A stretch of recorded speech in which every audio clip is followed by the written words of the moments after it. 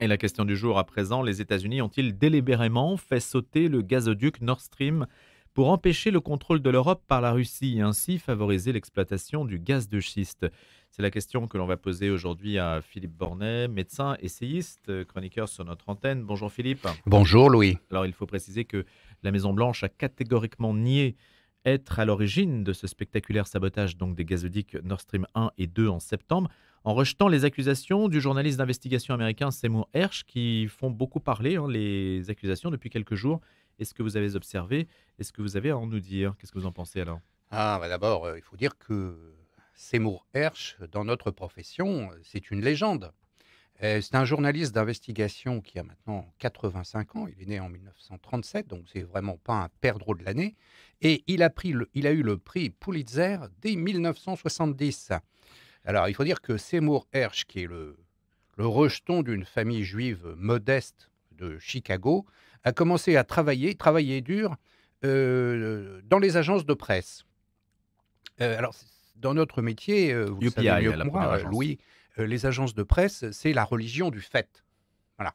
Le journaliste américain est quand même beaucoup plus factuel que le nôtre, parfois je le déplore, et donc il a été formé à cette école, et très tôt, il s'est intéressé à la chose militaire. Et sa méthode est simple. Dès qu'il pense recueillir des informations intéressantes, il va voir les militaires quand ils viennent juste de prendre leur retraite. Et comme ça, il amasse un fichier extraordinaire. Et dès 1969, on est à l'époque en pleine guerre du Vietnam, eh bien, il met à jour un massacre de femmes et d'enfants par l'armée américaine. Il met au jour, plutôt. Il le met à jour, absolument. C'est ce qu'on appelle le massacre de My Lai. Et pour cela, il a encore une fois bénéficié des confessions d'un officier qui, le lendemain, passe en cour martiale. Voilà. Et alors, après ce coup d'éclat, il va faire de la politique.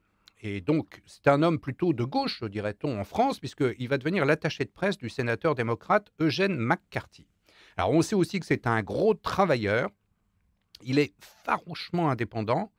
Dès qu'il n'est plus dans la ligne du journal, il prend l'initiative de démissionner et il recherche vraiment la vérité avant toute chose. Il n'hésite pas à froisser, y compris ses coreligionnaires, parce qu'il a eu l'audace de dire à propos d'Hillary Clinton: une partie importante de l'argent juif et des leaders américains new-yorkais soutiennent la position israélienne qui fait de l'Iran une menace existentielle.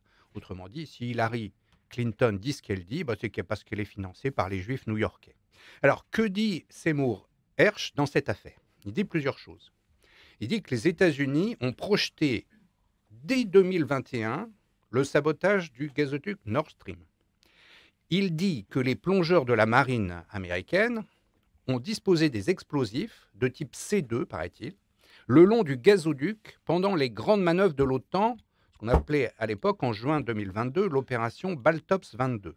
Et il dit enfin que la mise à feu a été déclenchée 3 mois plus tard, en septembre, par un avion de l'armée norvégienne qui aurait largué une bouée sonar émettant une basse fréquence qui permettait d'éviter tout parasitage accidentel et toute explosion en dehors de la volonté américaine. Alors, Seymour Voilà ce que Hersh dit ne cite Seymour. pas ses sources? Eh ben non, bien sûr. On ne cite jamais ses sources quand on est journaliste d'investigation. Il est même question dans le code de déontologie des médecins justement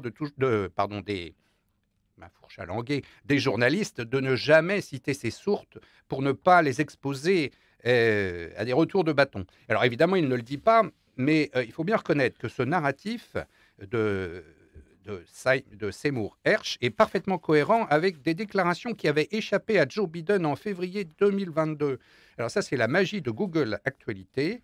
On peut retrouver facilement une vidéo et je vous propose de la réécouter. Alors justement, on va écouter Joe Biden ou Biden, on verra. Puis après tout, ça n'a pas beaucoup d'importance. On l'écoute, c'est exclusivement en anglais, mais ça ne dure que 25 secondes. If Russia invades, that means tanks or troops crossing the border of Ukraine again. Then there will be no longer a Nord Stream 2. We will bring an end to it. How will you do that exactly, since the project and control of the project is within Germany's control? We will, I promise you, we'll be able to do it. Voilà, c'est dans une conférence de presse.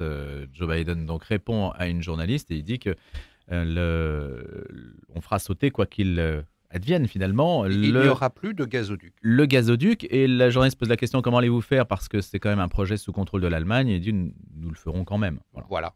Alors bon, le président américain est quand même réputé pour ses gaffes. Il semble qu'il n'ait pas toute sa tête.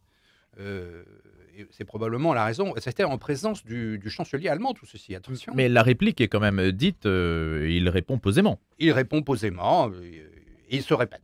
Il se répète, Mhm. donc traduction en français, si la Russie envahit, c'est-à-dire si les chars et les troupes passent la frontière de l'Ukraine, alors il n'y aura plus de Nord Stream 2. Donc ces paroles ont été tenues à Washington au mois de février de l'année dernière, en présence du chancelier allemand. Et d'ailleurs, vous l'avez souligné, Louis, vous avez entendu la journaliste américaine qui est un peu suffoquée, mais enfin, comment ferez-vous une chose pareille? Et il se répète. Alors, qu'est-ce que ça prouve tout ça? Bon, on peut toujours reprendre la théorie de Seymour, la reprendre à l'envers et dire qu'il n'a rien prouvé, mais vous savez, la CIA, les États-Unis, tout le monde peut se rouler par terre en disant que c'est pas nous, mais enfin, il n'a pas non plus de preuve du contraire. Alors, ce qui est certain, en revanche, c'est qu'il y a une source proche de la Maison-Blanche, et peut-être même à la Maison-Blanche, qui a choisi Seymour Hersh pour répondre des informations qui contredisent et gênent l'administration du président américain. Il y a donc, au plus haut niveau, aux États-Unis, un parti de la paix. Et ça, c'est plutôt une bonne nouvelle. Pourquoi? Parce que personne ne souhaite la guerre en Ukraine, je pense. Elle est là. Cas. Oui, elle est là, mais on aimerait qu'elle s'arrête. Et si vous voulez, quand on écoute les dernières déclarations américaines, on entend plutôt dire qu'il faut continuer à soutenir l'Ukraine et lui livrer des armes. Et donc, s'il y a à la Maison-Blanche des gens qui pensent qu'on ferait mieux de s'occuper peut-être de la Chine, la puissance montante, eh bien, à ce moment-là, on pourrait dire que c'est le piège de Thucydide qui s'est refermé une fois de plus. C'est-à-dire que la puissance menacée a tendance à faire la guerre à la puissance menaçante et que pour les Américains, le théâtre ukrainien, finalement, n'est pas si important que ça. Que penser des dénégations, Philippe Bornet, de la Maison-Blanche, qui dit ces informations sont totalement fausses, relèvent de la pure fiction, donc celle qu'énonce Seymour Hersh en l'espèce, puisque les pays occidentaux au départ avaient accusé la Russie d'être responsable des fuites qui avaient précédé l'explosion Oui, mais enfin, sous-marine. c'est grotesque. Enfin, je veux dire, on ne peut pas accuser la Russie de couper le tuyau dont elle a le robinet dans la main. Ça n'a pas de sens. On peut accuser qui on veut à la surface du globe, sauf la Russie qui n'a aucun intérêt à faire ça.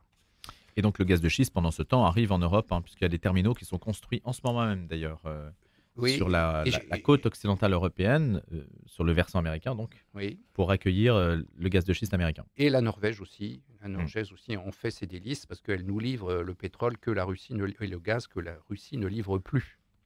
Merci Philippe Bornet, invité de la question du jour ce matin. À bientôt Philippe.